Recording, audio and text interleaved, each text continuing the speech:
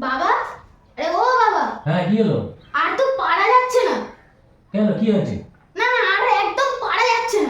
যেই দিন থেকে শুনলো সেই দিন থেকে শুরু হয়ে গেল। কি? আরে বাবা, আমার পরীক্ষা পরীক্ষা। তা কি হয়েছে কি? বসে আছি, শুয়ে আছি, দাঁড়িয়ে আছি, সহ্য করতে পারছি না। সারা বছর তো পড়লি না, এই পরীক্ষা কটা দিন হয়তো পড়। পড় রে পড় রে পড় রে, এইভাবে বলতেই আছে, আমি আর পারছি না।